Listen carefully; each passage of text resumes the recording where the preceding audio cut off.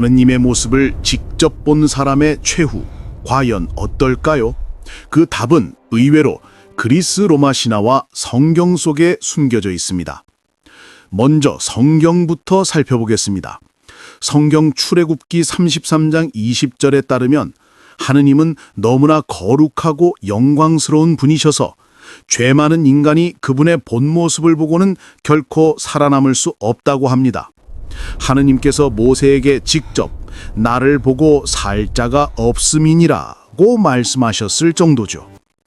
하지만 성경에는 하느님을 만나고도 죽지 않은 예외적인 기록들이 있습니다. 모세는 하느님과 대면하여 말하던 자였지만 사실 그분의 본질적인 얼굴을 본 건 아닙니다. 하느님은 모세를 바위 틈에 숨기시고 당신의 등만 보여주셨죠. 이는 인간이 감당할 수 있도록 영광을 제한해서 보여주신 겁니다. 야곱 또한 야복나루터에서 하느님의 현현과 씨름을 하고도 목숨을 건졌고 그곳을 브니엘, 즉 하느님의 얼굴이라 불렀습니다. 다른 인물들도 마찬가지입니다. 아브라함에게는 사람의 모습으로 나타나셔서 대화를 나누셨고 이사야 선지자는 환상 중에 만군의 여호와를 배웠지만 천사가 수추로 입술을 정화해 주어 죽음을 면했습니다. 에녹과 엘리야는 아예 죽음을 보지 않고 하늘로 승천하기도 했죠. 결론적으로 성경은 본질적인 하느님의 영광을 100% 직접 본 인간은 없다고 말합니다. 단지 인간이 감당할 수 있는 수준으로 영적 필터를 거쳐 자신을 보여주셨기에 그들이 살아남을 수 있었던 것입니다. 그렇다면 신의 진짜 모습을 필터 없이 본다면 어떻게 될까요? 그 끔찍한 답은 그리스 로마 신화의 세멜레의 이야기에서 찾을 수 있습니다. 테베의 공주 세멜레는 인간으로 변신한 제우스와 사랑에 빠져 아이를 갖게 됩니다. 하지만 제우스의 아내, 질투의 화신 헤라가 이를 그냥 둘 리 없었죠. 헤라는 늙은 유모로 변장해 세멜레에게 접근합니다. 그리고 속삭입니다. 그 남자가 진짜 제우스인지 어떻게 알아? 가짜일 수도 있잖아. 불안해진 세멜레는 제우스에게 한 가지 소원을 부탁합니다. 제우스는 스틱스강의 맹세코 들어주겠다고 약속했죠. 신조차 어길 수 없는 그 절대적인 맹세 앞에서 세멜레는 돌이킬 수 없는 요구를 합니다. 당신의 진짜 모습, 신으로서의 본 모습을 보여주세요. 제우스는 말리고 싶었지만 맹세 때문에 어쩔 수 없었습니다. 결국 그는 천둥과 번개를 동반한 신의 본체, 그 자체로 모습을 드러냈습니다. 결과는 처참했습니다. 인간의 육체는 신의 절대적인 광채와 고열을 견딜 수 없었습니다. 세멜레는 그 자리에서 순식간에 불에 타 재가 되어버리고 맙니다. 제우스는 타 죽어가는 그녀의 뱃속에서 가까스로 아이를 꺼내 자신의 허벅지에 넣고 키웠는데 그가 바로 술의 신 디오니소스입니다. 이 신화는 성경의 경고와 소름 돋게 일치합니다. 다시 성경으로 돌아가 볼까요? 출애굽기 33장 20절. 내가 내 얼굴을 보지 못하리니 나를 보고 살 자가 없음이니라. 성경은 명확히 말합니다. 하느님의 본질적인 영광은 인간의 유한하고 죄 많은 육체가 감당할 수 있는 에너지가 아닙니다. 마치 태양을 맨눈으로 가까이서 보면 눈이 멀고 타버리는 것과 같죠. 요한복음 1장 18절과 디모데전서 6장에서도 가까이 갈 수 없는 빛에 거하시고 아무도 그분을 본 일이 없다고 강조합니다. 즉 신은 영이시며 육신의 눈으로 그 본체를 보려 하는 것은 곧 죽음을 의미한다는 진리입니다. 제 생각에 제우스는 하느님의 또 다른 문화적 해석 버전이 아닐까 싶습니다. 결국 신을 직접 보는 인간은 타 죽는다는 법칙은 그리스 로마 신화나 성경이나 똑같이 통하고 있으니까요. 오늘 이 심오한 이야기를 끝까지 시청해 주신 여러분 정말 대단하십니다. 다음 영상에서는 제우스의 허벅지에서 태어난 세멜레의 아들 디오니소스, 두 번 태어난 존재에 대해 다뤄볼 예정입니다. 세계의 신화, 천문, 역사를 배우는 곳, 여기는 가즈타운 신시입니다. 구독과 좋아요 잊지 마시고 모두 만수무강하세요. 여러분, 근친상간 풍습은 어디에서 유래되었을까요? 이 문제를 해결하기 위해서 수메르 신화를 찾아보았습니다. 수메르 문명 점토판 해석의 권위자인 제카리아 시친이 니비루 별에 대한 이야기를 책으로 냈고 그의 책들은 1000만 권 이상이 팔렸습니다. 전 세계적으로 니비루 별 12번째 행성에 대한 엄청난 관심이 그야말로 핵폭발을 일으켰습니다. 그의 주장이 썰에 불과할지라도 한번 탐색을 해보겠습니다. 구글 AI에게 심리적 충격을 주려고 다음과 같이 물었습니다. 요한계시록에 나오는 별 쑥이 니비루라고 하는데 알려줘봐. 요한계시록에 언급된 쑥이라는 이름의 별과 니비루는 서로 다른 기원을 가진 별개의 개념입니다. 성경의 쑥별은 상징적인 의미로 해석되는 반면 니비루는 현대의 유사과학에서 주장하는 가상의 행성입니다. 요한계시록의 쑥 워무드. 요한계시록 8장 1011절은 셋째 천사가 나팔을 불 때 일어나는 재앙에 대해 묘사합니다. 셋째 천사가 나팔을 부니 횃불같이 타는 큰 별이 하늘에서 떨어져 강들의 3분의 1과 여러 물샘에 떨어지니 이 별 이름은 쑥이라 물의 3분의 1이 쑥이 되매 그 물이 쓴 물이 되므로 많은 사람이 죽더라. 의미 성경에서 쑥그리스 아프신토스, 영어 어무드는 문자 그대로의 별이 아니라 쓴맛, 고통, 재앙을 상징하는 표현으로 사용됩니다. 히브리어 성경에서도 쑥은 심판과 고난의 쓴맛과 결부됩니다. 해석 많은 신학적 해석에 따르면 이 별은 실제 천체가 아닌 범죄한 천사악령나 사단의 거짓, 목자 등을 상징하거나 혹은 인류에게 고통을 주는 심판의 사건이나 재앙을 의미하는 것으로 봅니다. 이는 자연 생태계의 파괴와 그로 인한 인류의 고통을 나타냅니다. 니비루 NIBIRU. 니비루는 요한계시록이나 주류 성경 해석과는 관련이 없는 개념입니다. 기원 니비루는 주로 제카리아 시친 CHARISITCHIN의 저서와 이론에서 비롯된 것입니다. 그는 고대 수메르 문자를 톡학으로 연구하여 태양계의 3600년 주기로 공전하는 가상의 행성 니비루가 존재하며 이 행성의 거주자인 아눈나키가 수메르 문명에 영향을 주었다고 주장했습니다. 지휘 시친의 주장은 주류 천문학이나 역사학계에서 인정받지 못하는 유사역사학 또는 유사과학으로 간주됩니다. 종말론과의 연관성. 일부 종말론자나 음모론자들은 니비루가 지구에 근접하여 대재앙을 일으킬 것이라고 주장하며 이를 요한계시록의 사건들과 연결짓기도 하지만 이는 성경 본문의 전통적인 해석과는 거리가 있습니다. 결론적으로 요한계시록의 쑥은 성경적 상징이며 니비루는 현대에 검증되지 않은 가상의 행성 이론이므로 둘은 동일한 것이 아닙니다. 또 물었습니다. 니베루 별에 대해 알려줘. 앞부분 생략. 과학적 입장. 미국 항공우주국의 ASA를 포함한 전세계 천문학자 및 과학계는 니비루의 존재를 명확히 부정합니다. 니비루의 존재를 증명할 어떠한 관측 자료나 과학적 증거도 없으며 관련된 주장은 대부분 가짜 정보나 잘못된 해석으로 간주됩니다. 어원 아카드어에서 니비루는 교차점 또는 전환점을 의미하는 용어로 특히 강을 건너는 지점을 뜻하는 말이었습니다. 결론적으로 니비루는 과학적 사실이 아닌 음모론이나 유사과학의 영역에 속하는 개념입니다. 이런 답변이 나왔습니다. AI에게 심리적 충격은 없었습니다. 냉정하게 답변만 제시하네요. 며칠 전에는 제가 구글 AI에게 과장된 극찬을 했더니 답변에 몸둘 바를 모르겠네요 라는 답변도 나왔습니다. 이번에는 수메르 신화 메소포타미아 신화에 등장하는 최고신 아누 또는 안에 대해 알아보겠습니다. 제카리아 시친의 점토판 해석에 의거하면 니베루 별의 왕 아누는 가끔 지구를 방문했고 그의 아들 엔키와 엘릴 이 지구를 경영했다고 하며 지구상 최고의 신으로 자리매김했다고 합니다. 우주 최고의 신이자 지구별 최고의 신입니다. 그래서 또 물었습니다. 아누 신에 대해 알려줘. 아누 엔유. 수메르어로는 아넷는 고대 메소포타미아 신화에서 하늘을 인격화한 최고의 신이자 신들의 왕입니다. 주요 특징. 하늘의 신 이름 자체가 수메르어로 하늘을 의미하며 신들이 사는 가장 높은 하늘 영역을 다스립니다. 최고신 엘리엔엘아일, 바람의 신 엔키엔케이 물의 신과 함께 3대 최고신 중 하나로 꼽히며 신들의 가계에서 가장 높은 권위를 가집니다. 권위와 왕권 부여. 신성한 권위의 원천으로 여겨졌으며 지상의 왕들에게 왕권을 부여하는 역할을 했습니다. 원신격 이론적으로는 최고신이었지만 실제 신화나 숭배에서는 엘릴이나 마르두크 같은 다른 신들에 비해 다소 멀고 추상적인 존재로 묘사되는 경향이 있습니다. 가족 많은 신들과 악령의 아버지로 아누나키의 NUNNAKI 신들의 조상이기도 합니다. 배우자는 안투 ANTU 또는 키키 대지의 여신으로 언급됩니다. 상징. 일반적으로 뿔이 달린 머리. 장식힘의 상징이나 별 모양으로 표현됩니다. 그리스 신화의 우라누스. 그리스 신화의 하늘의 신인 우라누스와 동일시되기도 합니다. 아누 신은 메소포타미아 종교의 근본적인 질서와 권위를 상징하는 중요한 존재입니다. AI 대답에는 오류가 있을 수 있습니다. 참으로 훌륭한 대답이 나왔습니다.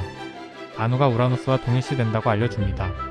우라누스는 아들 크로노스에게 거세 당하고 자리에서 물러나고 크로노스는 아들 제우스에게 거세 당하고 물러나는데 이 우라누스를 모르면 그리스 신화를 이해하지 못할 것 같습니다. 그래서 또 물었습니다. 그리스 로마 신화 속 우라누스에 대해 알려줘. 그리스 신화에서 우라누스 유라누스, 고대 그리스어는 하늘을 의인화한 태초의 신페아로티오지에노에스이며 대지모신 가이아와 함께 세계의 창조 신화에서 핵심적인 역할을 합니다. 주요 정보 및 신화 속 이야기. 하늘의 신 우라누스라는 이름 자체가 고대 그리스어로 하늘 또는 천공을 의미합니다. 그는 말 그대로 하늘 그 자체로 여겨졌으며 고전 그리스 시대에는 특정 숭배 의식이 거의 없었고 자연의 힘으로 간주되었습니다. 탄생과 배우자 혼돈카오스에서 비롯된 가이아 어머니 데지가 홀로 우라누스를 낳았습니다. 이후 우라누스는 자신의 어머니인 가이아와 결합하여 부부가 되었습니다. 자녀들 가이아와 우라누스는 수많은 자녀를 낳았습니다. 이들 중에는 최초의 신들인 12명의 티탄 오케아노스, 크로노스 등 외눈박이 거인인 키클롭스, 100개의 팔과 신개의 머리를 가진 거인 헤카톤 케이레스가 포함됩니다. 폭정과 거세 우라노스는 자녀들을 싫어하여 그들이 태어날 때마다 가이아의 몸속 강속 깊은 곳인 타르타로스에 가두었습니다. 극심한 고통을 느낀 가이아는 자녀들에게 복수를 부탁했고 막내 티탄인 크로노스만이 이에 응했습니다. 크로노스는 어머니가 준 나타르페우로 아버지가 가이아에게 접근할 때 그의 성기를 거세했습니다. 하늘과 땅의 분리 우라노스의 거세로 인해 하늘 우라노스가 땅 가이아이 분리되었으며 이는 그리스 신화 세계관에서 중요한 창조적 행위로 여겨집니다. 아프로디테의 탄생 거세된 우라노스의 성기가 바다에 떨어져 하얀 거품을 만들었고 이 거품에서 사랑과 미의 여신인 아프로디테가 태어났습니다. 예언 우라노스는 자신을 거세한 크로노스 또한 자신의 아들에 의해 전복될 것이라는 예언을 남겼고 이 예언은 훗날 제우스에 의해 실현되었습니다. 우라노스는 그리스 신화의 초기 지배자로서 다음 세대인 티탄과 올림퍼스, 신들에게 권력이 계승되는 과정에서 중요한 역할을 한 상징적인 존재입니다. 이번에는 아누안의 증손녀로 알려진 이난나에 대해서 물었습니다. 메소포타미아 신화에서 아누의 증손녀로 알려진 이난나에 대해 알려줘. 메소포타미아 신화에서 이난나 INANNA 아카드어로는 이슈타르는 하늘의 신, 아누 ANU의 딸로 가장 흔하게 알려져 있습니다. 일부 전승이나 해석에 따라서는 아누의 증손녀로 언급되기도 하지만 주요 신화에서 그녀는 아누의 직계 자녀 또는 달의 신 난나네너와 링가렌 INGAL의 딸로 묘사됩니다. 이난나 여신에 대한 자세한 내용은 다음과 같습니다. 주요 신성 및 특징. 하늘의 여왕 하늘의 여인이라는 뜻의 이름을 가지며 최고신 아누의 딸이라는 지위를 바탕으로 하늘의 여왕 퀸 오브 헤번이라는 주요 칭호를 가집니다. 사랑과 전쟁의 여신 이난나는 사랑, 미, 성, 다산의 측면과 함께 전쟁, 전투, 정치적 권력까지 아우르는 복합적인 신성을 지닙니다. 이는 고대 메소포타미아 신들 중에서도 매우 독특하고 강력한 위치를 차지하게 했습니다. 금성의 상징 하늘에서 가장 밝은 천체 중 하나인 금성색별과 개밥바라기를 상징하는 여신입니다. 가계도 전승별 차이. 이난나의 부모는 신화와 지역에 따라 다양하게 나타납니다. 가장 흔한 전승딸의 신난나와 그의 아내 닌갈의 딸이며 태양신 우투유티의 쌍둥이 누이 여동생으로 묘사됩니다. 다른 전승 최고신 아누의 딸 혹은 지혜신 엔키엔케아이나 대계신 엘리엔을 아이엘의 딸로도 언급됩니다. 주요 신화. 엔키와 세상질서 지혜신 엔키가 다스리는 도시 에리두를 방문하여 신성한 법과 문명의 요소인 메미를 얻어 자신의 도시인 우르크유알 UK로 가져옵니다. 지하세계로의 하강 권세와 욕망을 위해 자신의 언니인 지하세계의 여왕 마레시키가리아리 SHKIJL의 영역으로 내려갔다가 죽음을 맞이하지만 결국 부활하여 모든 것의 운명을 결정하는 강력한 신으로 자리매김합니다.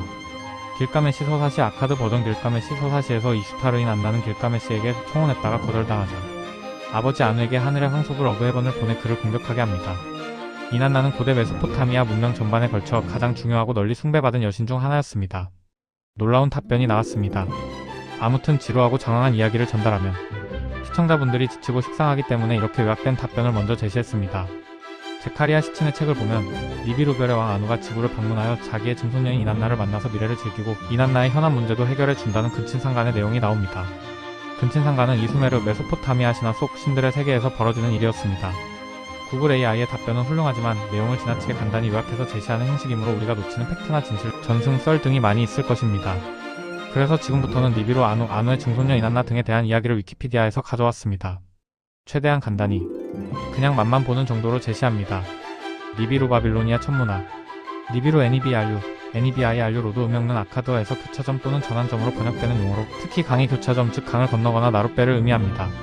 천문학에서 교차점의 본질은 오랫동안 학계와 대중의 의견에서 혼란의 원천이었지만 2015년 서령문자 디지털 도서관 게시판 보고서에서 임마누엘 프리드먼은 현존하는 서령문자 증거를 분석하고 네비루라는 이름이 춘분을 나타내는 모든 눈에 보이는 천체에 지정될 수 있다는 가설이 서령 문자 증거에 의해 뒷받침된다고 결론지었습니다. 바빌로니아 우주론에서의 역할. 니비루는 바빌론에서 양처럼 별들을 기르는 순모스 데우스 SUMMUS DUS의 보금자리로 여겨졌으며 마르두크와 동일시되었습니다. 니비루 지점의 설정은 창조서사시 에누마 앨리스의 5번째 속판에 다음과 같이 묘사되어 있습니다. 마르두크가 하늘의 니비루 에아의 위치 만자주를 정했을 때 에누마 앨리스는 다음과 같이 말합니다. 니비루는 마르둑의 별로 그는 하늘에 나타나게 했습니다. 하늘의 별들이 그 니비루의 진로를 정하게 하시고 양처럼 모든 신들을 돌보게 하세요. 니비루는 완전한 서령 문자판에서 더 자세히 설명되어 있습니다. 니비루는 하늘과 땅의 통로를 점유했다고 전해집니다. 왜냐하면 위와 아래의 모든 이들이 니비루에게 통로를 찾을 수 없냐고 묻기 때문입니다. 니비루는 마르두크의 별이며 하늘의 신들이 보이게 했습니다. 니비루는 전환점에 기둥처럼 서 있습니다. 다른 이들은 니비루를 기둥으로 여깁니다. 고요함 없이 바다 티아마트 한가운데를 건너는 자의 이름은 니비루라. 그가 바다의 중심을 차지하기 때문이다. 하늘의 별들의 경로는 변함없이 유지되어야 합니다.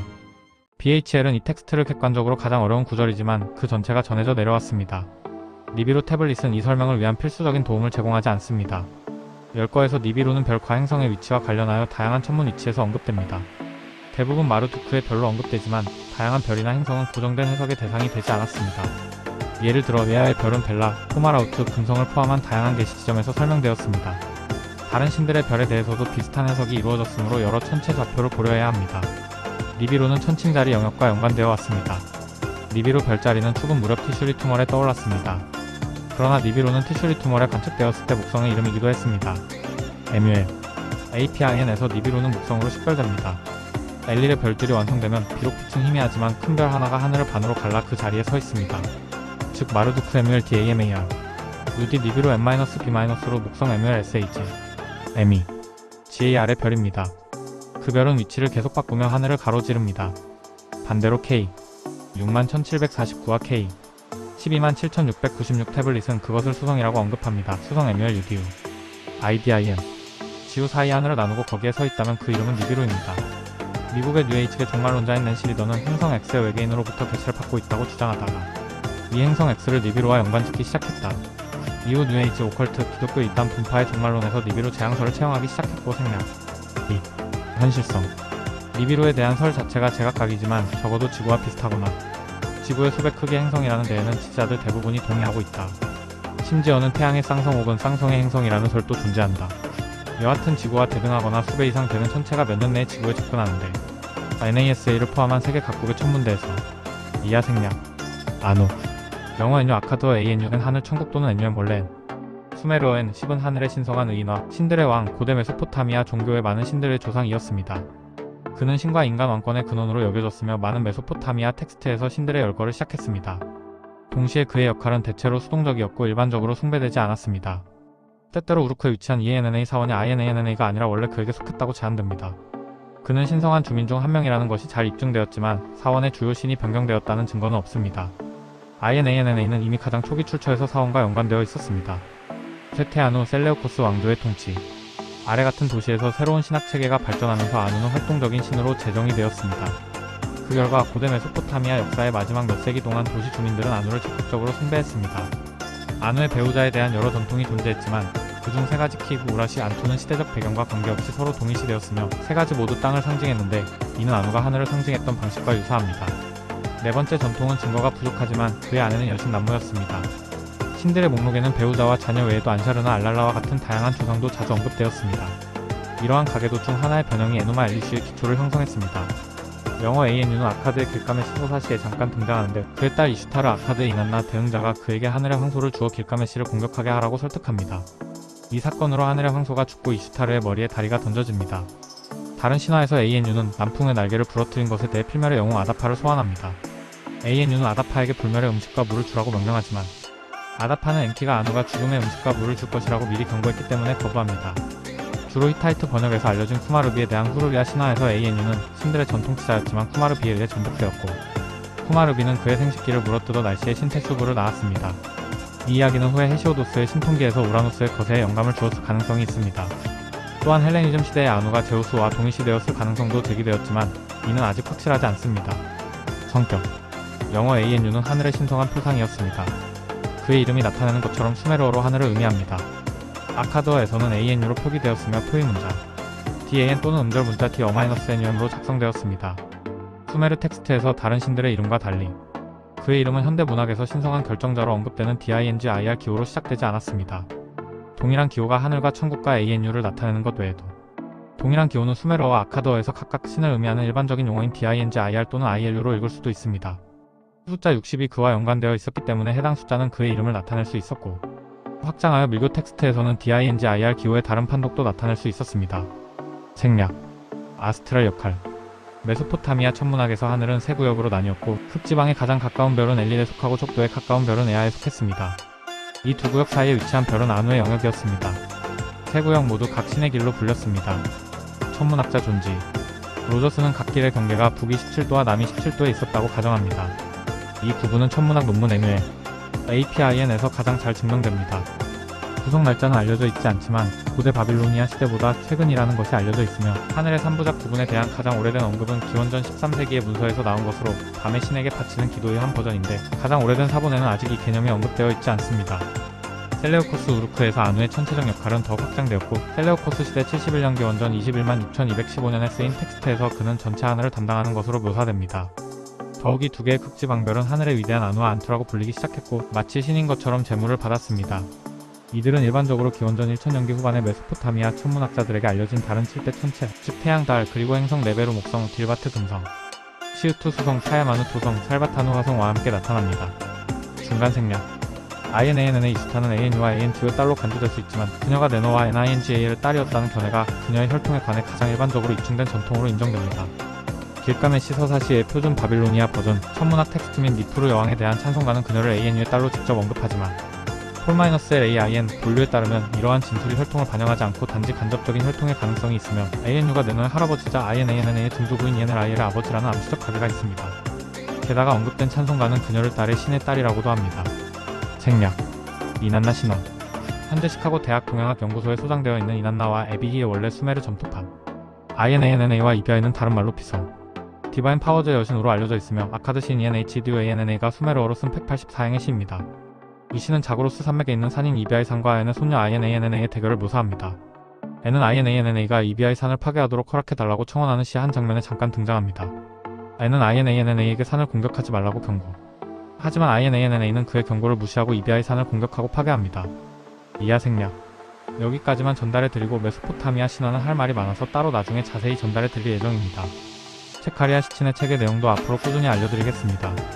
지금까지 간략하게 신화의 일면을 살펴보았지만 근친상가는 수메르 신화, 메소포타미아 신화, 그리스 신화, 로마 신화 등 신들의 세상에서는 공통적으로 나타나는 현상으로 저는 이 숲속이 인류에게 고스란히 전승되었다고 추측됩니다. 성경에서도 근친상간의 사례 하나만 제시해보겠습니다. 만방의 아버지라고 불리우는 아브라함의 사례가 있습니다. 부인 사라는 자기의 친누이 동생이었습니다. 이복 동생입니다. 어머니만 다르지요. 이것을 보면 아브라함 가문도 왕족 아니면 부족장 가문입니다. 여기까지 공부하신 시청자 여러분은 끈기가 있으신 분들입니다. 구독과 좋아요 잊지 마시고 이 GODS TOWN 신시에서 세계의 신화 전승 천문 역사를 배워보시기 바랍니다. 저의 구독자가 되시면 여러분도 전부 한국의 인디아나 존스 박사가 됩니다. 여러분 안녕히 계세요. 다음에 또 만나요. 여러분, 오늘은 디오니소스에 대해 배워보겠습니다. 성경에는 하느님이 아담과 이브를 창조한 일이 나오는 창세기가 있습니다. 창세기와 연관이 있어 보이는 이 신, 정확히 말하면 반신반인이지요. 이 신에 대해 자세히, 좀 지루해도 상세히 공부해 보겠습니다. 아마도 많이 헷갈릴 것입니다. 다음은 위키피디아에서 가져온 내용입니다. 디오니소스 다이오니소스 다이오니소스는 고대 그리스 신화의 포도주와 풍요, 포도나무, 광기, 다산, 황홀경, 연극의 남신이며 죽음과 재생의 남신으로 분류되기도 합니다. 제우스와 세멜레의 아들이고 아리아드네의 남편입니다. 로마 신화의 바쿠스 베큐스에 해당합니다. 로마 신화에서는 리베르라는 풍요의 남신과 동일시되기도 하였으며 이집트 신화의 오시리스, 프리기아 신화의 사바지오스와 동일시되기도 하였습니다. 디오시소스의 탄생 신화는 여러 가지가 있습니다. 디오니소스의 유래 장소에 관해서는 학자들 간에 일치된 의견은 없습니다. 미케네 문명에서 유래했다는 설이 있는가 하면 테베에서 숭배된 신이라고 보는 학자도 있습니다. 일반적으로 디오니소스는 에게, 연안의 고대 그리스의 여러 부족들 사이에서 일찍부터 새로운 계절의 활력을 가져다 주는 신으로 숭배된 것으로 보이며 기원전 8세기를 전후로 고대 그리스 신화가 틀이 잡히면서 널리 알려지고 디오니소스를 둘러싼 여러 가지 신화가 생겨난 것으로 보입니다. 디오니소스의 출생에 얽힌 이야기는 오늘날 주로 에우리피데스의 비극 바카이를 통해 잘 알려져 있습니다. 오르페우스에 의한 것으로 여겨지는 신화는 헤시오도스의 신통기에 모범된 계보적인 신화시에서 말해진 것입니다. 이 신화는 근동 제국의 신화의 영향을 받았을 가능성도 있습니다. 오르페우스교의 특징적인 인간의 본질의 기원을 말하는 이야기는 다음과 같습니다. 제우스와 테베의 공주 세멜레의 아들로 나온다. 헤라는 제우스의 내연녀인 세멜레를 무척 미워하였다. 헤라는 세멜레에게 복수하기 위해 유모로 변신하여 그녀에게 접근한다. 헤라는 세멜레로 하여금 자신의 애인이 정말 제우스가 맞는지 의심하도록 만들었다. 헤라의 속임수에 넘어간 세멜레는 제우스에게 본 모습을 보여달라고 부탁했고 스틱스강에 맹세한 제우스는 어쩔 수 없이 그녀에게 본 모습을 드러낸다. 그러나 제우스가 신의 모습을 드러내자 세멜레는 공포에 떨며 그 광채에 타 죽어버린다. 세멜레는 제우스의 아이를 임신한 상태였는데 제우스는 타 죽어버린 세멜레의 자궁에서 태아를 꺼내 자신의 허벅지에 꿰매넣고 기르나 다리 차고 허벅지에서 아이가 태어나자 제우스는 아이의 이름을 디오니소스라 짓는다. 디오도로스 시켈로스가 따르는 크레타 신화에 의하면 디오니소스는 제우스와 지하 세계의 여왕인 페르세포네의 아들이었다고 한다. 신화에 따르면 제우스는 갓 태어난 디오니소스를 헤르메스에게 맡긴 뒤 리사산의 님프들에게 양육을 부탁했다고 한다. 제우스는 님프들에게 디오니소스를 여자처럼 키우라고 부탁하였다. 제우스는 디오니소스를 정성껏 돌봐준 리사산의 님프들을 휘아데스 성단으로 만들었다고 한다. 또 다른 전승에서는 헤르메스 혹은 제우스가 디오니소스에게 여자아이의 옷을 입히고 세멜레의 언니인 이노에게 맡겼다는 것이다. 제우스는 이노에게 양육을 부탁하며 헤라의 눈을 피하고 디오니소스를 소녀처럼 키우라고 말한다. 디오니소스는 제우스의 말대로 이노의 집에서 여장을 하고 소녀처럼 길러진다. 그러나 이 사실을 안 헤라가 이노의 남편인 아타마스에게 광기를 불어넣는다. 아타마스는 평소에 사냥을 즐겼는데 집에 큰 사슴이 들어온 것을 보고는 화살을 쏴 죽여버렸다. 그러나 그가 죽인 것은 아들 레아르코스였다. 광기에 사로잡혀 제 아들을 사슴으로 착각한 것이었다. 광기에 미쳐버린 아타마스는 레아르코스의 시체를 갈기갈기 찢었다. 그는 아내인 이노와 아들 멜리케르테스마저 죽이려고 달려들었다. 이노는 아타마스로부터 도망쳐 멜리케르테스를 안고 바다에 몸을 던져 죽어버린다.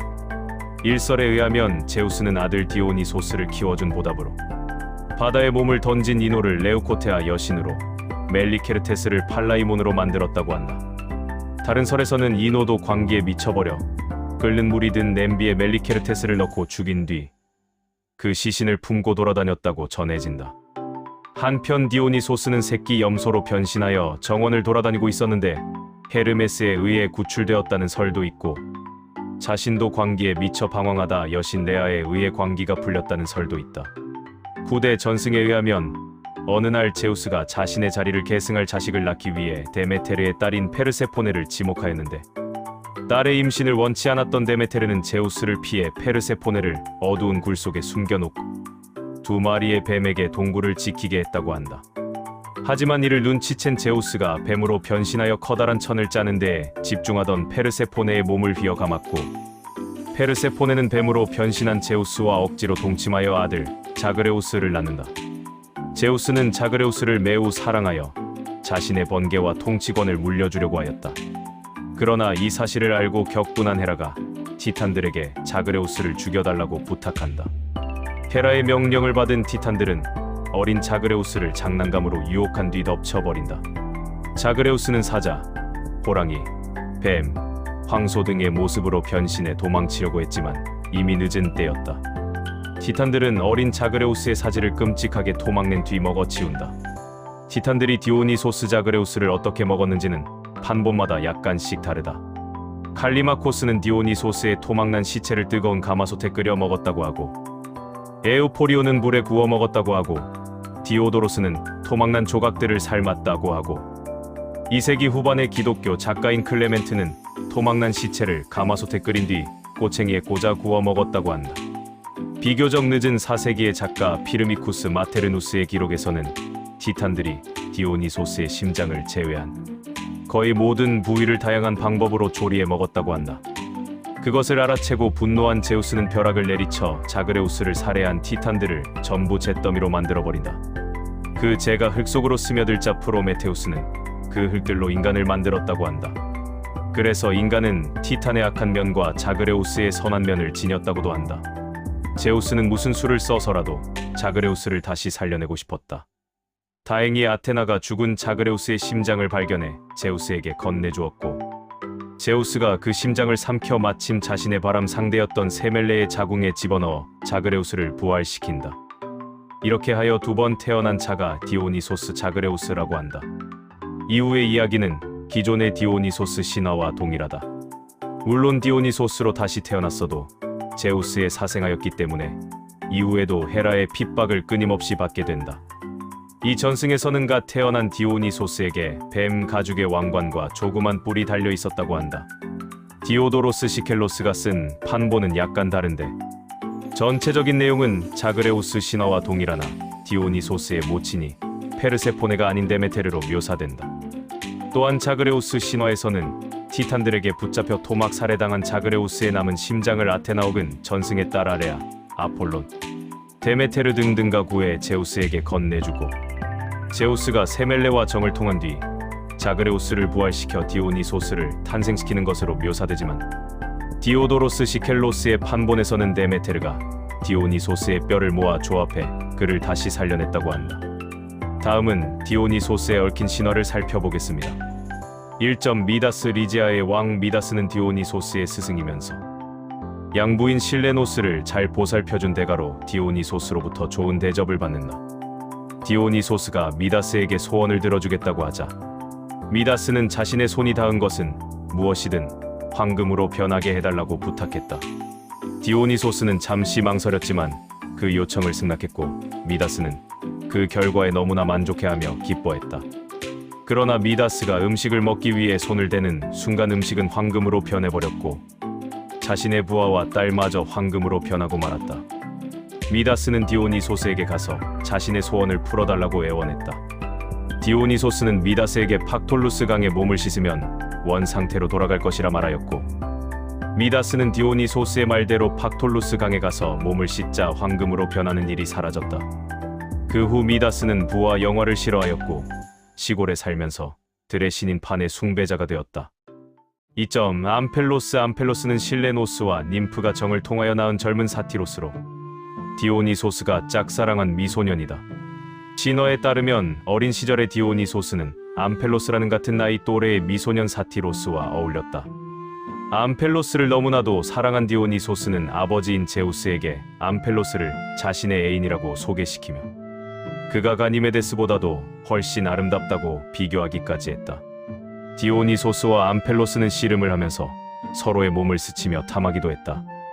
디오니소스는 그와 씨름을 할 때마다 일부러 져주면서 그의 몸에 깔리는 느낌을 즐겼다. 디오니소스는 언제나 암펠로스와 함께 사냥을 다니며 그에게 용기를 불어넣었다. 다만 성난 수소를 건드리면 안 된다고 주의를 주었다. 그러던 어느 날 개울가에서 물을 마시고 있는 수소를 발견한 암펠로스는 디오니소스의 당부를 잊고 수소 목에 굴레를 걸고 수소를 타기 시작했다. 이에 질투심을 느낀 셀레네는 등에 떼를 내보내 수소는 미친 듯이 달리기 시작했고 수소는 암펠로스를 언덕 위에 내던져 버렸다. 암펠로스는 결국 바위에 부딪혀 죽고 말았다. 암펠로스의 시체를 발견한 디오니소스는 그를 팍톨루스 강가 주변에 묻어주었다. 또한 암펠로스의 무덤 위에 자신이 가장 좋아하는 포도나무를 심어주었다. 디오니소스는 사랑하는 애인이 죽었다는 사실이 너무 고통스러워 자신도 따라 죽고 싶었지만 불멸의 신이어서 그를 따라 하이데스로 갈 수가 없었다. 슬픈 디오니소스는 계절의 여신 호라이의 위로를 받고 기운을 되찾았다. 그리고 다음날 무덤에서 자란 포도나무가 익자 디오니소스는 포도를 따집을 짰다.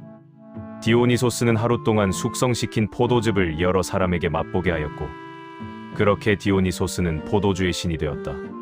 디오니소스는 포도나무를 암펠로스라고 부르며 온 세상에 포도나무의 종자를 퍼뜨렸다. 3점 아리아드네는 테세우스가 사라진 것을 알고 몹시 슬퍼하였는데 이때 낙소스에 잠시 들른 디오니소스가 나타나 슬퍼하는 아리아드네를 위로하고 그녀의 아름다운 모습에 반하여 결혼하였다. 헤시오도스를 비롯한 대부분의 전승에서 테세우스가 낙소스 섬에 잠든 아리아드네를 버리고 떠난 후 디오니소스가 그녀를 발견하여 결혼하는 것으로 묘사되지만 몇몇 전승에서는 디오니소스가 테세우스에게 나타나 아리아드네를 낙소스 섬에 두고 떠나라고 요구했다고 전해진다. 헤로도토스에 따르면 테세우스가 아리아드네에 대해 실증이 나서 임신한 그녀를 섬에 버리고 갔다고 한다. 4점 오리온은 키오스 섬의 왕 오이노피온의 딸 메로페와 결혼하려 하지만 왕이 결혼을 승낙하지 않자 강제로 메로페를 차지하려 한다. 이에 오이노피온은 디오니소스의 도움으로 오리온에게 술을 먹여 깊이 잠들게 하고 그의 눈을 멀게 한다. 일설에 의하면 오이노피온은 디오니소스와 아리아드네의 아들이라고 전해진다. 5점 폴림노스 올림포스의 신이 된 디오니소스는 죽은 어머니 혹은 아내 아리아드네를 되살리고 싶어 했다. 디오니소스는 하이데스를 찾기 위해 아르고스 레근의 부근의 알키오니아 호수를 찾아가는데 그곳에서 폴림노스라는 양치기 노인을 만났다. 폴림노스는 디오니소스가 지하세계 입구까지 안전하게 갈 수 있도록 도와주었다. 이때 폴림노스는 디오니소스에게 길을 알려준 대신 자신과 성관계를 나눌 것을 요구하였다. 휘기누스의 천문학에 따르면 폴림노스가 디오니소스의 아름다운 미모에 반해버렸기 때문이라고 한다. 디오니소스는 폴림노스에게 저승에서 어머니를 구해오는 데 성공한다면 소원을 꼭 이루어주겠다고 말하였다. 이후 디오니소스는 지하세계에서 죽은 어머니를 구해오는 데 성공한다. 그러나 디오니소스가 돌아왔을 때 폴림노스는 죽어 있었다. 폴림노스의 죽음을 슬퍼한 디오니소스는 약속을 지키기 위해 무화과 나무의 가지를 남근 모양으로 깎아 그의 무덤에 앉은 채 성행위를 하였다고 전해진다. 6점 디오니소스교. 고대 그리스에는 디오니소스를 숭배하는 종교가 있었다. 오르페우스교와 깊은 관련을 가진 이것은 주로 부녀자들이 살아있는 산짐승이나 가축 혹은 어린아이를 제물로 바치고 일종의 광란에 빠진 상태에서 이 제물들을 산채로 뜯어먹고 그 피를 마셨다고 한다. 그리스의 비이성적인 면을 보여주는 디오니소스교는 현대 와서 고대 그리스의 연구가 지속됨에 따라 실체가 점점 드러나고 있다. 여기까지 살펴봤고 다음은 구글 AI에게 물어서 얻은 내용입니다. 앞부분 생략 상징 포도나무, 포도주, 담쟁이 덩굴, 표범 등이 그를 상징합니다. 그를 따르는 여성 추종자들은 마이나데스 엠네이츠 또는 바카이베키라고 불렸으며 이들은 춤과 음악, 술에 취해 광란적인 의식을 치렀습니다. 영역 단순히 술의 신을 넘어 포도의 재배 및 양조법을 인간에게 가르치며 문명을 전파한 문명의 촉진자로도 여겨집니다. 또한 삶과 죽음의 경계, 이성과 광기 등 경계를 넘나드는 신으로 상징되기도 합니다. 영양 디오니소스 숭배 의식은 고대 그리스 연극의 기원이 되었으며 연극의 신으로도 추앙받았습니다. 그의 축제는 사회에서 소외된 사람들에게 해방감을 주는 역할을 하기도 했습니다. 디오니소스는 이성적인 아폴론과 대비되는 존재로 인간 내면의 원초적인 생명력과 감정, 광기를 상징하는 복합적인 신입니다. 여기까지 술의 신인 디오니소스에 대해서 공부를 해보았습니다. 너무 힘든 공부입니다. 저는 신화와 전승 전설 등을 살펴보면서 다음과 같은 추론을 해볼 수 있었습니다. 추론 제우스가 뱀으로 변신해서 낳게 했고 갓 태어났을 때는 뱀 가죽의 왕관에 뿔까지 달려 있었다니 아마 이 뿔은 염소 뿔이겠지. 프로메테우스는 흙을 빚어서 인간을 창조했다고 하고 그러면 반인반수, 반신반인, 반신반수이네요. 엄청 헷갈리지요. 게다가 디오니소스를 키워준 양아버지가 바로 사티로스입니다. 칠레노스라고도 하는데 바로 사탄의 원조입니다. 이 사티로스가 이름 그대로 성경에도 실제로 나오는 것을 내가 다 확인했습니다. 구글 AI에 물었습니다. 사티로스가 나오는 킹제임스 성경 한글판 어디에? 나오지? 사티로스 세절은 이사야 34장 14절에서 찾을 수 있습니다. 이 구절은 일반적인 한글 성경 역본개역 개정, 공동번역 등에서는 주로 수겸소로 번역되어 있지만 일부 킹제임스 성경을 따르는 한글 번역판, 특히 한글 킹제임스 성경 말씀 보존학회 역이나 킹제임스 음정역 그리스도 예수 안에 등에서는 원문에 가깝게 사티로스로 번역하고 있습니다. 해당 구절의 내용은 다음과 같습니다. 한글 KJV 번역, 광야의 들짐승들도 섬의 들짐승들과 만날 것이며 사티로스가 자기 동료를 부르고 헛간 올빼미도 거기서 쉬며 자신의 안식처를 찾을 것이라. 이사야 3414. 다른 번역본에서는 이 단어를 다르게 해석하거나 번역하여 수겸소 등으로 표기하는 번역 이슈가 있습니다. 여러분, 제가 더 추론을 해보았습니다. 반신반수에, 반인반수에, 허리 아래는 뱀이고 허리 위로는 사람인데 뿔도 2개나 있고 사탄이라고 부르는 그 창세기 속 이브를 유혹하던 말하는 뱀은 바로 디오니소스라는 결론에 도달하게 됩니다. 또한 실제로 허리 아래가 뱀이면서 신이나 인간처럼 말을 하는 존재인 것입니다. 디오니소스는 실제로 사탄의 짓거리도 많이 했습니다. 이렇게 인간과 신의 말을 하는 반신반수는 고대의 신화에 다수 등장하는데 이것은 할 말이 많아서 나중에 따로 이야기하겠습니다. 그리스 로마 신화와 전승과 성경을 교차로 탐색해보았더니 세상에 이럴 수가. 에덴 속 첫 사탄이 바로 디오니소스라니. 믿을 수가 없습니다. 물론 제가 틀릴 수도 있습니다. 어디까지나 한번 내 마음대로 추론을 해본 것입니다. 제우스의 사촌이자 티탄족인 프로메테우스의 인간, 창조 이야기와 사티로스 이야기는 할 말이 많아서 나중에 별도로 하겠습니다. 그냥 이별하자니 서운하니까 퀴즈 하나 냅니다. 이것은 넌센스 퀴즈가 아닙니다. 지식과 교양을 묻는 퀴즈입니다. 퀴즈 디오니소스의 로마식 이름은 바로 한국인들이 즐겨 마시는 피로회복제와 이름이 같은데 그게 뭘까요? 정답은 댓글에 올려놓을 겁니다. 여기까지 공부하신 시청자 여러분은 끈기가 있으신 분들입니다. 구독과 좋아요 잊지 마시고 이 GODSTOWN 신시센스에서 세계의 신화 전승 전문 역사를 배워보시기 바랍니다. 여러분 만수무강하세요. 여러분은 성경 요한계시록에 나오는 예언을 믿으십니까? 예언 중에서 지구의 33%가 타격을 받고 인류의 33%가 희생된다는 섬뜩한 예언이 있습니다. 예언을 자세히 알기 위해 구글 AI에게 물었습니다. 유프라테스 강지하에 묶여있다는 존재 기독교 종말론에 대해 알려줘. 기독교 종말론에서 유프라테스 강과 관련된 존재는 요한계시록 9장 1415절에 언급된 네 천사 for angels입니다. 이들은 현재 유프라테스 강에 결박 묶여되어 있으며 종말의 때에 하나님의 심판을 집행하기 위해 잠시 풀려나게 될 존재들입니다. 성경적 근거와 내용. 요한계시록 9장 1315절 6번째 나팔 재앙이 불릴 때 제단에서 한 음성이 나서 나팔을 가진 6번째 천사에게 큰 강 유프라테스에 결박된 네 천사를 놓아주라고 명령합니다. 이에 네 천사가 놓이는데 이들은 그 시수와 인류과 월류과 년년에 예비 준비되었던 자들이라 사람 3분의 1을 죽이기로 되어 있습니다. 역할 이 천사들은 2억 명에 달하는 거대한 기마병 군대를 이끌고 나와 인류의 3분의 1을 죽이는 파괴적인 심판을 수행하게 됩니다. 이는 불, 연기, 유황으로 인한 세 가지 재앙을 통해 이루어집니다. 신학적 해석. 타락한 천사 악한 영. 일반적으로 이 네 천사는 하나님께 반역하여 타락한 천사 악마적 존재로 해석됩니다. 하나님은 이들이 정해진 때까지 더 이상의 악영향을 끼치지 못하도록 유프라테스 강 유역에 구속해 두셨습니다. 구속의 목적 이들이 결박되었다 바운드는 표현은 요한계시록 20장 2절에서 사탄이 1000년 동안 결박되는 것과 유사한 방식으로 사용되어 이들이 활동이 제한된 악한 존재임을 시사합니다. 상징적 의미. 유프라테스 강은 성경 역사에서 중요한 지리적 위치로 에덴 동산 근처의 강이었고 고대 제국의 경계선 역할을 했습니다.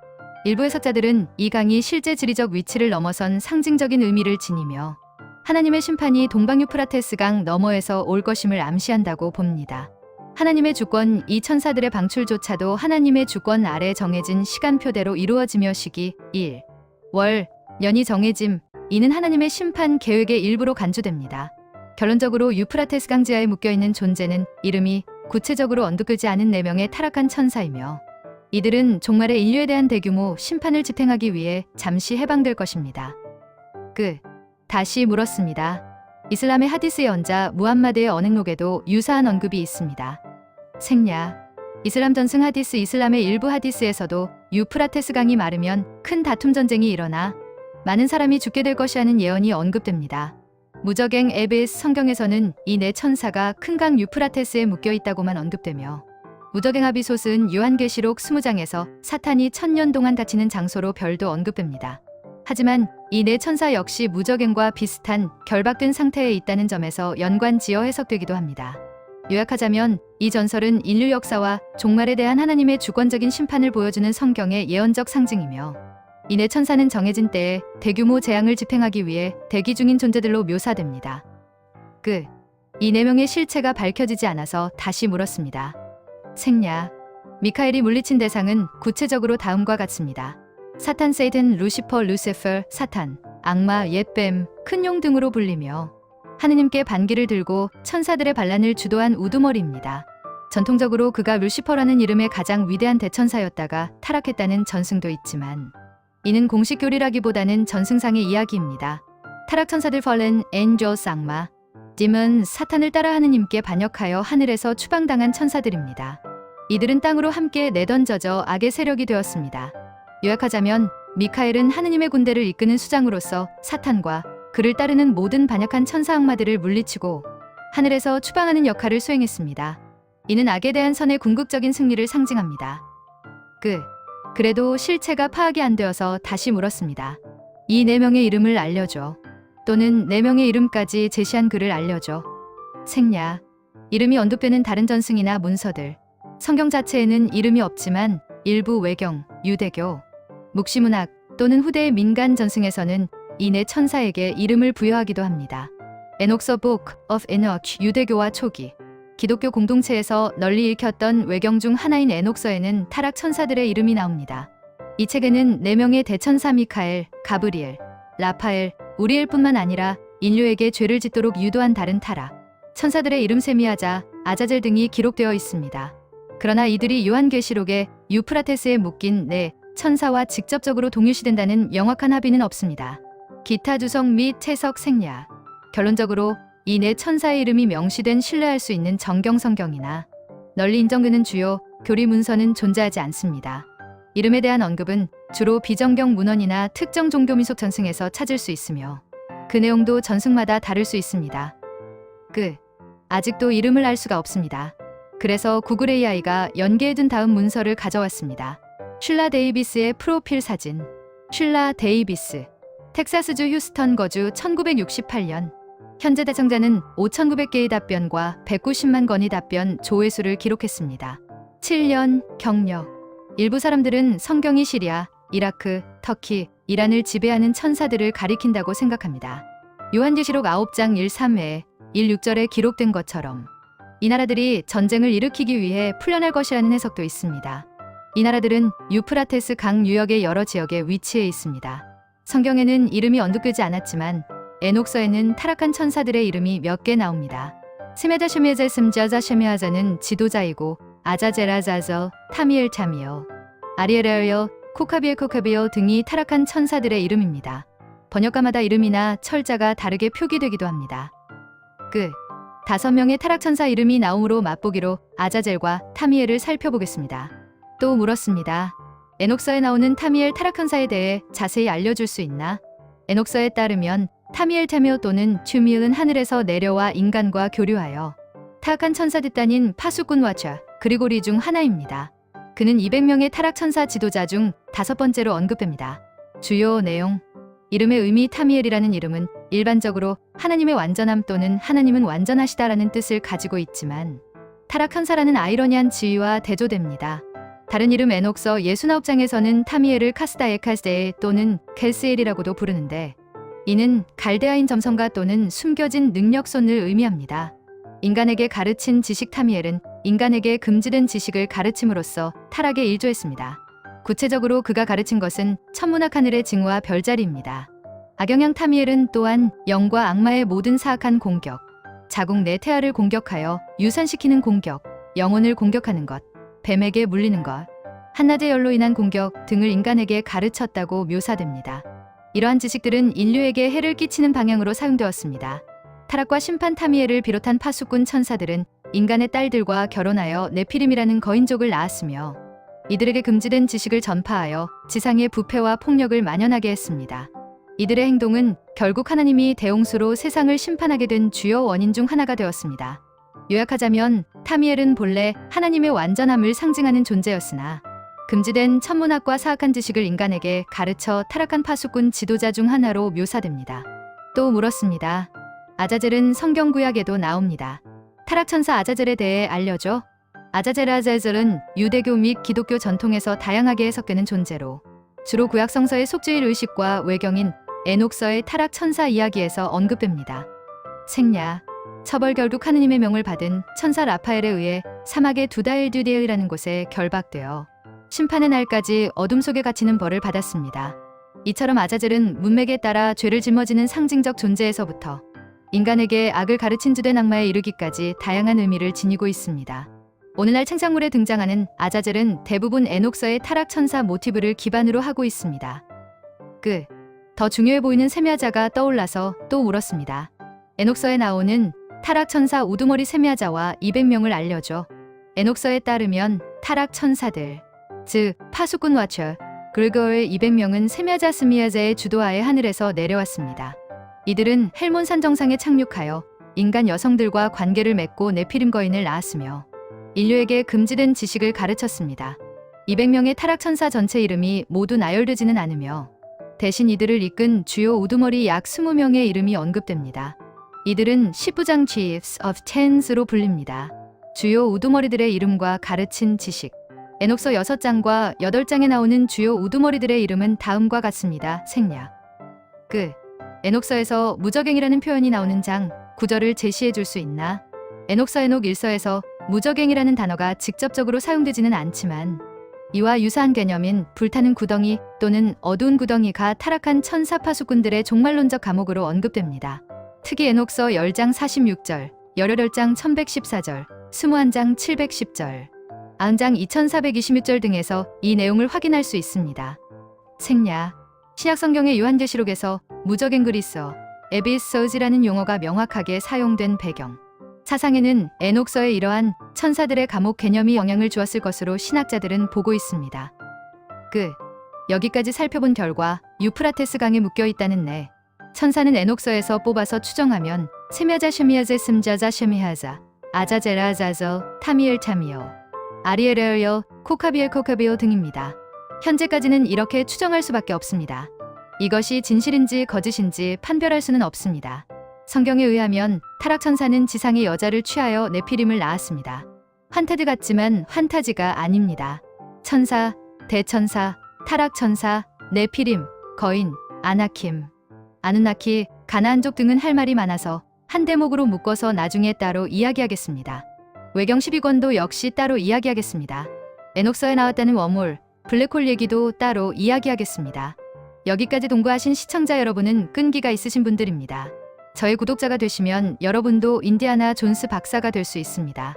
구독과 좋아요 잊지 마시고 EGODSTOWN 신시에서 세계의 신화, 전승, 천문, 역사를 배워보시기 바랍니다. 안녕히 계세요.